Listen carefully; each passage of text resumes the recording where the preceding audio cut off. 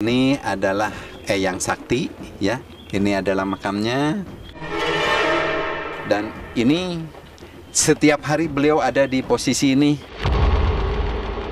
Meskipun kamu banyak ilmu, kedua meskipun kamu banyak harta, hatimu itu janganlah sombong. Hanya Allah lah yang segala maha.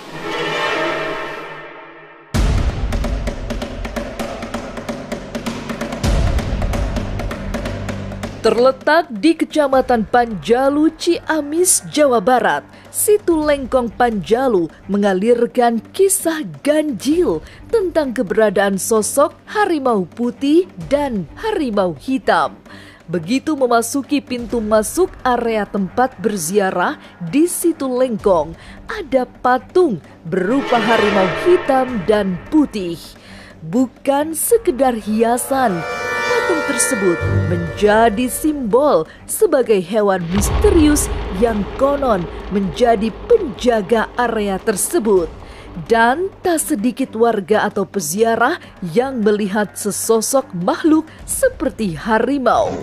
Tapi sebelum sampai di tempat tersebut, tim Ganjil Misteri harus menaiki perahu untuk menyusuri wilayah hutan seluas 57 hektar tersebut.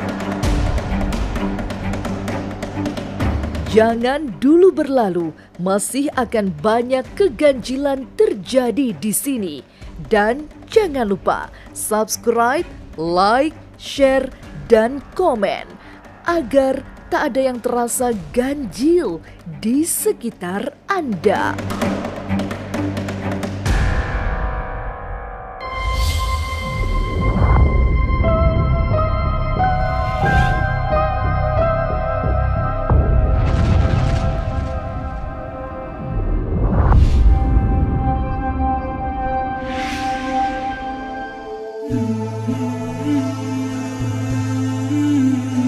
Datanglah ke Situ Panjalu atau Situ Lengkong.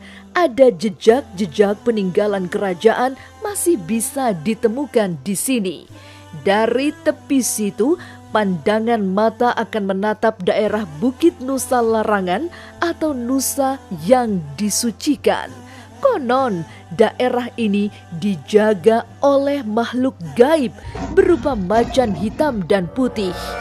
Dari penerawangan mata batin Sumpena Laksana, dua makhluk gaib tersebut muncul setiap hari dan bisa dilihat oleh pengunjung yang memiliki niat kurang baik.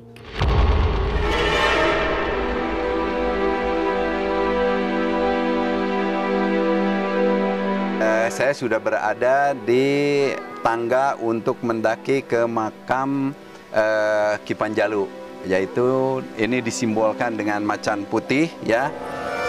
Bisa lihat ini adalah simbol macan putih dan di sebelah sana adalah macan hitam. Nah, kenapa ini disimbolkan dengan macan putih?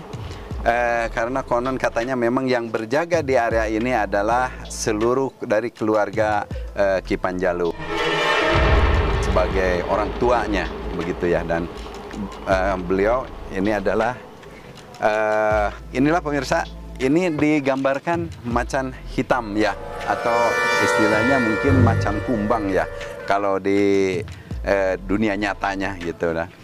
Nah, kebetulan seluruh dari keluarga kerajaan atau tahta Panjalu ini semua beliau dimakamkan di area ini atau di Nusa Larangan. Kenapa dibilang Nusa Larangan? Nusa Larangan adalah nusa atau pulau yang disakralkan atau yang disucikan. Untuk macan yang misterius penjaga dari area ini adalah muncul setiap hari.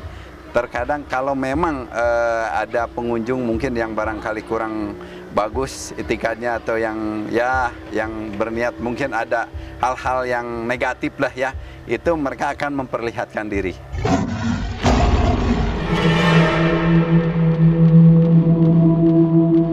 Lebih dalam lagi saat tim Ganjil bersua dengan juru kunci makam, tersingkap dengan jelas siapa itu sosok yang dimakamkan di tengah situ. Saya sudah sampai di area makamnya Ki Panjalu, dan oh ya, itu ada kebetulan Bapak Haji Yusuf sebagai juru kunci makamnya Ki Panjalu, dan saya akan menemui beliau, akan bertanya segala sesuatu kepada beliau tentang makam Ki Panjalu atau keberadaan Ki Panjalu yang berada di lokasi ini. Assalamualaikum Pak Haji. Waalaikumsalam. Alhamdulillahirrahmanirrahim.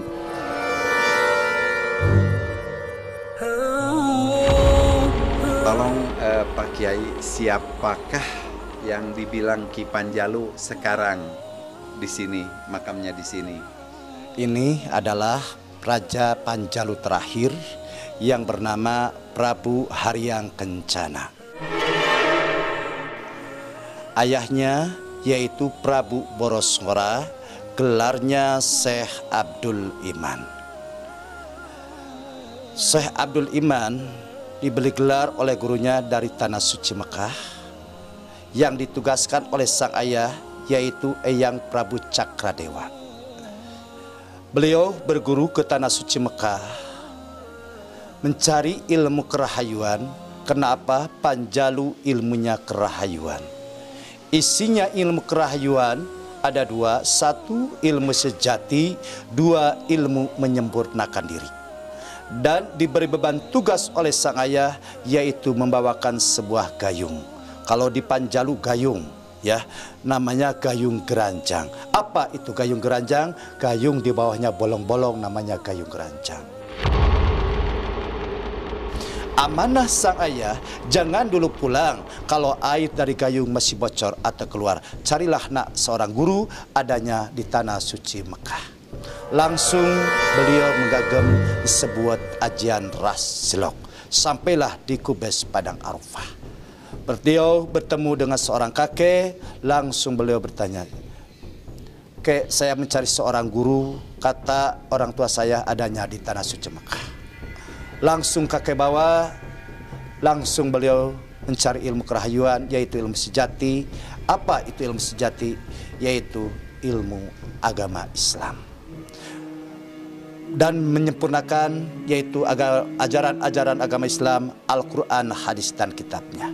Beliau juga dihajikan oleh gurunya, malah diberi gelar namanya Haji Abdul Iman. Dan setelah itu beliau disuruh pulang, namun beliau menolak. "Guru, saya tidak akan dulu pulang karena satu beban dari sang ayah bahwasan jangan dulu pulang kalau air dari gayung masih bocor atau keluar. Mari nak kita berangkat yaitu ke sumur Jam-Jam.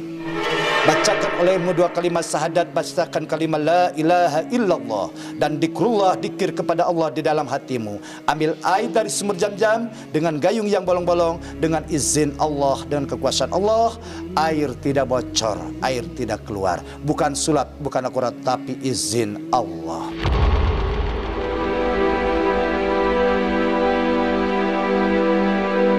Makam Keramat Panjalu, selain raja yang sangat sakti selaku seorang ksatria, juga konon memiliki tingkat kebijaksanaan yang tinggi karena konon menguasai isi ilmu kerahayuan. Munculnya 7 mata air di sebelah utara bernama Sarakehan yang bermuara di Situ Lengkong, konon juga bias dari ilmu kerahayuan Ki Panjalu. Langsung pulang ke Panjalu. Di Panjalu sang ayah bertanya, "Udah ketemu nak gurumu?" "Udah." "Udah ketemu isinya ilmu kerahayuan?" "Udah." "Udah ketemu mana gayung keranjang?" "Udah." "Dikemanakan airnya?" Ya, syariatnya Situ Lengkong adalah situ buatan yang luasnya 57 hektar. Jurang tadinya jurang-jurang dan kebun-kebun, awalnya namanya Legok Jambu.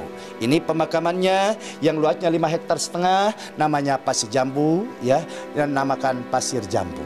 Maka syariat hakikat Allah, air dari sumber Jam-Jam dari gayung kerancang ditaburkan sebelah utara yang dinamakan Sarakehan. Maka disitulah timbul 7 mata air menggalabuh langsung membendung, maka disebutnya Situ Lengkong Panjalu.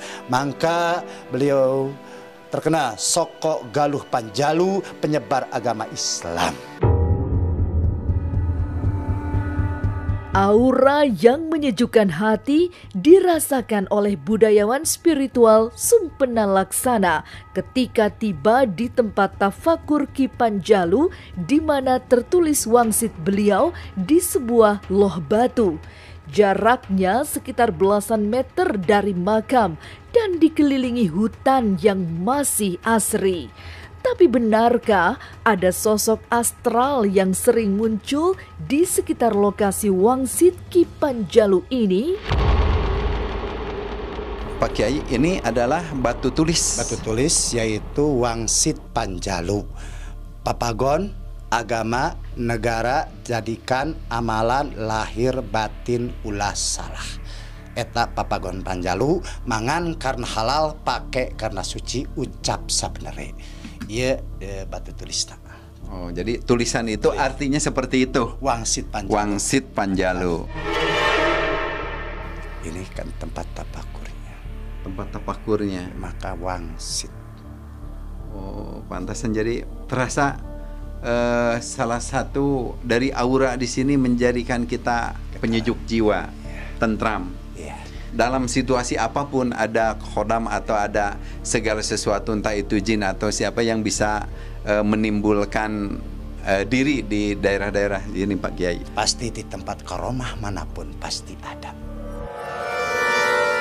Kalau memang waktunya muncul berbarengan atau seluruhnya yang berada di sini itu muncul setiap malam Jumat Kliwon, itu muncul dan muncul kesehariannya hanya Selasa sampai Jumat. Apakah betul itu, Pak Kiai? Iya, betul. Selanjutnya, tim Ganjil Misteri diantar jauh ke dalam hutan yang lebat dan asri sekitar makam Ki Panjalu. Di sana ada pula 4 makam. Konon mereka adalah pengawal Ki Panjalu dengan tugasnya masing-masing. Ada pendamping beliau atau yang anak buah beliau di daerah sini ada 4. Yang di mana saja nih yang mendampingi beliau sekarang, dan ini adalah salah satunya. Ini adalah Eyang Sarokean. Eyang Sarokean Jaga air situ Lengkong Kanjel. Pak Kiai, coba adakan sedikit komunikasi Pak Kiai ke ini nih, yang dekat ini Pak Kiai. Apakah bisa untuk bisa komunikasi, tolong di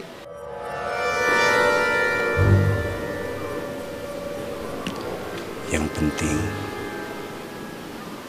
amanah. Semuanya luhur sini. Ingat kepada wangsit Panjalu. Mangan karena halal, pakai karena suci, ucap sabenarnya. Dan amanah gayung kerancang, yaitu 1, meskipun kamu banyak ilmu. 2, meskipun kamu banyak harta. 3, meskipun kamu luhur tahta atau pangkat atau derajat. Artinya jangan bocor, artinya jangan keluar, artinya hatimu itu janganlah sombong. Hanya Allah lah yang segala maha.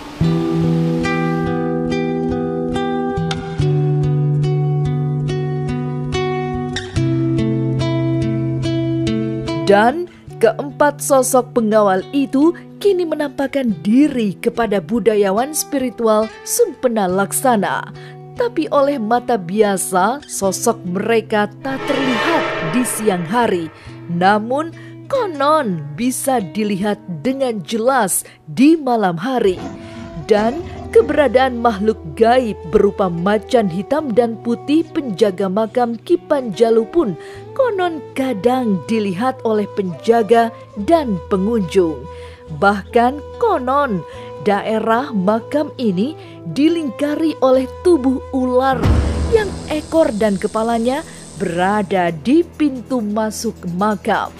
Tak hanya itu, petugas juga konon melihat sosok makhluk gaib lainnya seperti keledai. Oke pemirsa, ini adalah Eyang Sakti, ya.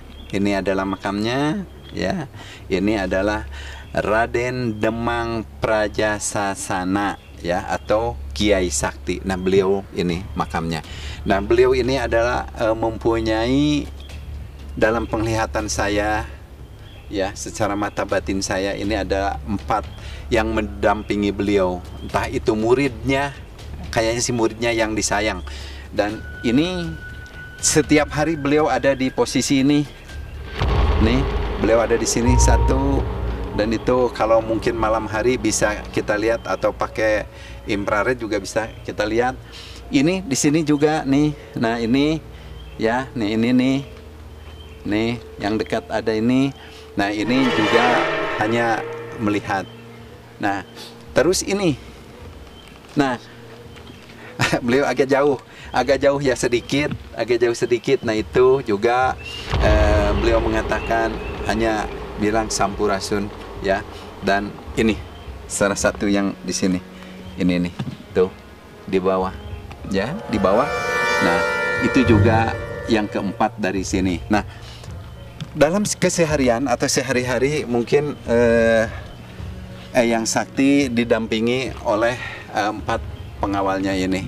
Sebagaimana saya tanyakan ke Pak Kiai tadi, kita mungkin bisa melihat, mungkin di malam hari bisa melihat dengan jelas. Ya, paling sering lihat yang putih, hitam, cuma lah sekelebat doang gitu. Musa gede ini dikelilingi ular, ekornya di depan, kepalanya di depan. Waktu itu Bapak lihatnya di mana, Pak? Ya di depan. Makam keramat Panjalu di daerah Ciamis, Jawa Barat memang melegenda seiring kabar adanya sosok makhluk gaib penjaganya. Tetapi terlepas dari sosok gaib, keberadaan makam tersebut menjadi peninggalan sejarah kejayaan di masa lalu dari kerajaan di Nusantara. Karena itu, bangsa yang maju adalah bangsa yang tidak melupakan sejarahnya.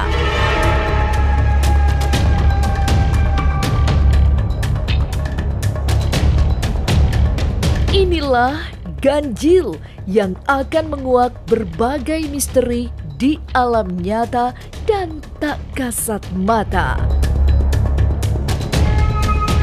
Sampai jumpa pada episode selanjutnya dengan kisah-kisah ganjil setiap hari Senin, Kamis, dan Jumat pukul 5 sore.